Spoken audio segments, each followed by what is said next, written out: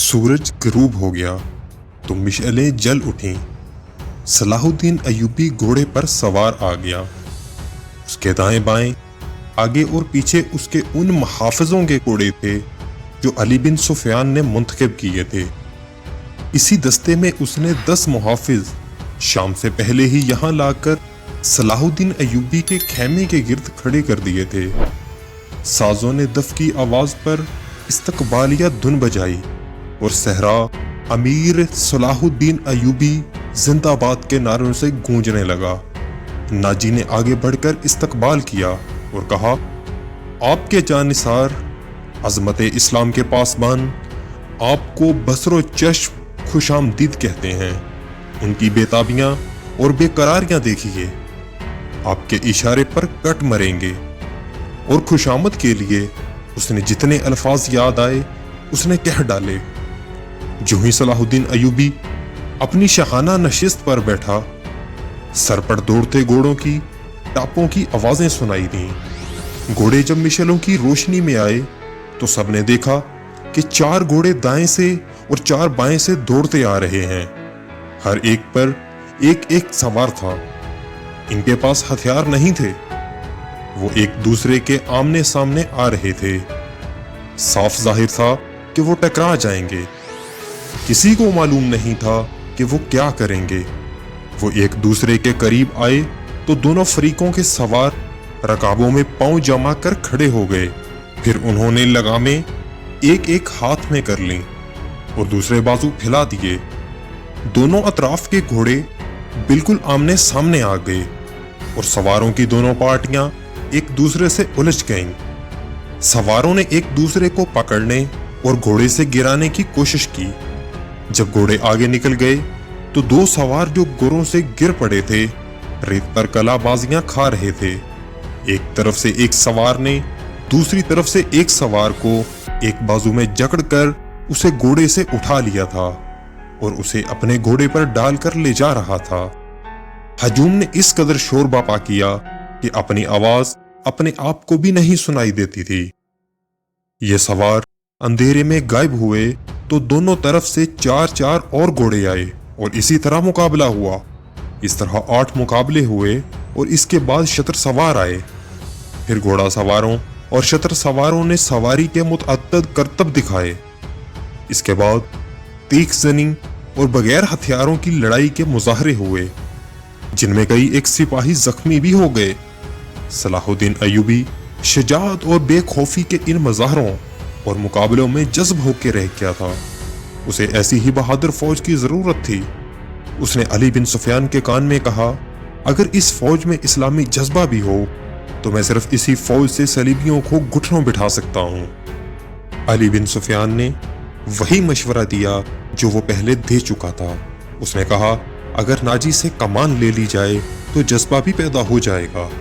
मगर Salahuddin Ayyubi Nazi जैसे ज़हीन और तजर्बाकार सलार को सबकदोश करने की बजाय सुधार कर राह हक पर लाना चाहता था।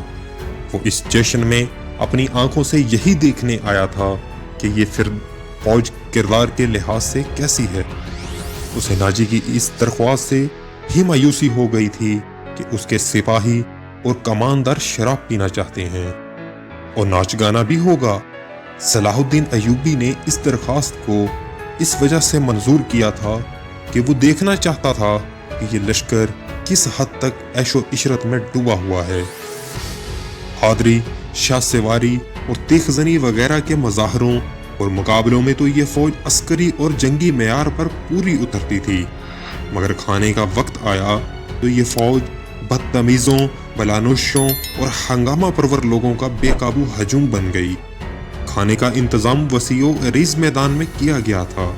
एक तरफ फौज के कमोबेश 2000 आदमियों के लिए खाना चुना गया था और उनसे जरा दूर सलाहुद्दीन अय्यूबी और दीगर बड़े मेहमानों के खाने का इंतजाम था। सैकड़ों सालम दुम्बे और बकरे, ऊँटों की सालम राने और हजारों मुर्ग रोस्ट किए गए थे। दीगर लवाजमात का कोई शुमार ना था और सिपाहियों के सामने शराब के छोटे छोटे मशकीज़े और सराहियां रख दी गई थीं। सिपाही खाने और शराब पर टूट पड़े। घटाघट शराब चढ़ाने लगे और मार्का अराई होने लगे। सलाहुद्दीन अयूबी यह मंजर देख रहा था और खामोश हो गया। उसके चेहरे पर कोई ऐसा तासुर नहीं था जो ये जाहिर करता कि वो क्या सोच रहा है। उसने नाजी से सिर्फ इतना पूछा, 50,000 फौज में से आपने ये सिपाही दावत के लिए किस तरह मुंतखब किए थे? क्या ये आपकी बदतरीन सिपाही हैं? नहीं अमीर मिस्र, नाजी ने गुलामाना लहजे में जवाब दिया। ये 2000 अस्करी मेरे बेहतरीन आदमी हैं। आपने इनके मुजाहरे देखे हैं, इनकी बहादुरी भी देखी है। मैदान जंग में ये जिस जानबाजी का मुजाहरा करेंगे वो आपको हैरान कर देगी। आप इनकी बदतमीजी को ना देखें, ये आपके इशारे पर जानें कुर्बान कर देंगे। मैं इन्हें कभी कभी खुली छुट्टी दे दिया करता हूँ ताकि मरने से पहले दुनियाए रंगो बू से पूरा लुत्फ उठा लें। सलाहुद्दीन अयूबी ने इस इस्तदलाल से जवाब में कुछ भी ना कहा। नाजी जब दूसरे मेहमानों की तरफ मुतवज्जा हुआ तो सलाहुद्दीन अयूबी ने अली बिन सुफियान से कहा, मैं जो देखना चाहता था वो देख लिया है। ये सूडानी अस्करी शराब और हंगामा अराई के आदी हैं। तुम कहते हो कि इनमें जज्बा नहीं, मैं देख रहा हूं कि इनमें किरदार भी नहीं। इस फौज को अगर तुम मैदान जंग में ले गए तो ये लड़ने की बजाय अपनी जान बचाने की फिक्र करेगी और माले गनीमत लूटेगी और मफतूह की औरतों के साथ वहशियाना सलूक करेगी।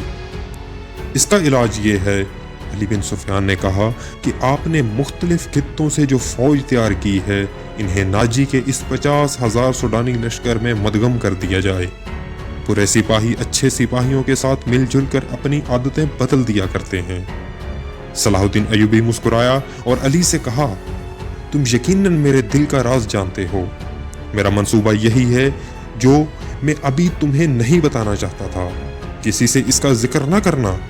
अली बिन सुफियान में यही वसफ था कि दूसरों के दिलों के राज जान लेता था और गैर मामूली ज़हीन था। वो कुछ और ही कहने लगा था कि इनके सामने कई और मिशअलें रोशन हो गईं। जमीन पर बेश कीमत कालीन बिछे हुए थे। शहनाई और सारंग का ऐसा मीठा और पुरसोज नगमा उभरा कि मेहमानों पर सन्नाटा तारी हो गया। एक तरफ से नाचने वालियों की कितार नमूदार हुई। 20 लड़कियां ऐसे बारीक और नफीस लिबास में मलबूस चली आ रही थीं जिसमें इनके जिस्मों का अंग अंग नजर आ रहा था। हर एक का लिबास नहायत बारीक चग्गा सा था जो शानों से टखनों तक लंबा था। उनके बाल खुले हुए थे और इसी रेशम का हिस्सा नजर आते थे जिसका उन्होंने लिबास रखवा हुआ था। सहरा की हल्की हल्की हवा से लड़कियों की चाल से ये ढीला ढाला लिबास हिलता था तो यूं लगता था जैसे फूलदार पौधों की डालियां फिजा में तैरती आ रही हों।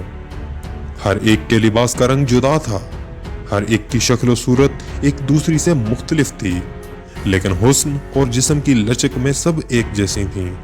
इनके मरमरी बाजू अरियां थे, वो चलती आ रही थीं लेकिन कदम उठते नजर नहीं आते थे। वो हवा की लहरों की मानिंद आ रही थीं। वो नीम दायरे में होकर रुक गईं, सलाहुद्दीन अयूबी की तरफ मुंह करके ताज़ीम के लिए झुकीं। सबके बाल सरक कर शानों पर आ गए। सजंदों ने इन रेशमी बालों और जिस्मों के जादू में तलसम पैदा कर दिया। 2 स्याह फाम वही कल हबशी जिनकी कमरे के गिर्द चीतों की खालें थीं, एक बड़ा सा टोकरा उठाए तेज तेज कदम चलते नजर आए और टोकरा लड़कियों के नेम दायरे के सामने रख दिया। 7 सपेरों की भीन की धुन बजाने लगे। हबशी मस्त सांडों की तरह फंकारते गायब हो गए। टोकरे में से एक बहुत बड़ी कली ऊपर को उठी और फूल की तरह खिल गई।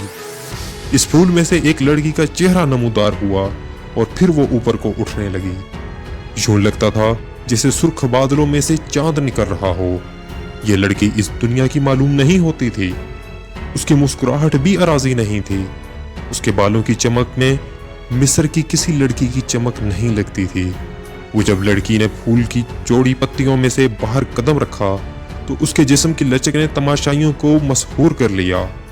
अली बिन सुफियान ने सलाहुद्दीन अयूबी की तरफ देखा। उसके होंठों पर मुस्कुराहट थी। सलाहुद्दीन अयूबी ने मुस्कुराकर उसके कान में कहा, मुझे तवक्को नहीं थी कि ये इतनी खूबसूरत होगी। नाजी ने सलाहुद्दीन अयूबी के पास आकर कहा, अमीर मिस्र का इकबाल बुलंद हो। इस लड़की का नाम ज़कोई है। इसे मैंने आपकी खातिर सिकंदरिया से बुलाया है। ये पेशावर रकासा नहीं और ये असमत फरोश भी नहीं। रक्स से इसे प्यार है, शौकिया नाचती है, किसी महफिल में नहीं जाती। मैं इसके बाप को जानता हूँ, साहिल पर मछलियों का कारोबार करता है। ये लड़की आपकी अकीदतमंद है, आपको पैगंबर मानती है। मैं इत्तेफाक से इसके गिर्द इसके बाप से मिलने गया तो इस लड़की ने इस्तदा की कि सुना है सलाहुद्दीन अय्यूबी अमीर मिस्र बनकर आए हैं, खुदा के नाम पर मुझे उनसे मिलवा दो। मेरे पास इतनी जान और रक्स के सिवा कुछ भी नहीं जो मैं इस अजीम हस्ती के कदमों में पेश कर दूं। काबिल सद एहतराम अमीर, मैंने आपसे रक्स और सरवर की इजाजत इसीलिए मांगी थी कि इस लड़की को मैं आपके हजूर पेश करना चाहता हूँ। आपने उसे बताया था कि मैं अपने सामने किसी लड़की को रक्स और उरियानी की हालत में नहीं देख सकता। सलाहुद्दीन अय्यूबी ने कहा, ये लड़कियां जिन्हें आप मलबूस लाए हैं बिल्कुल नंगी हैं। आली मुकाम नाजी ने खसना होकर जवाब दिया, मैंने बताया था कि अमीर मिस्र रक्स को नापसंद फरमाते हैं, लेकिन ये कहती थी कि मेरा रक्स पसंद करेंगे क्योंकि मेरे रक्स में दावते गुनाह नहीं। एक बाअस्मत लड़की का रक्स होगा, मैं अय्यूबी के हजूर अपना जिस्म नहीं अपना फन पेश करूंगी। अगर मैं मर्द होती तो अय्यूबी की जान की हिफाजत के लिए उसके मुहाफिज दस्ते में शामिल हो जाती।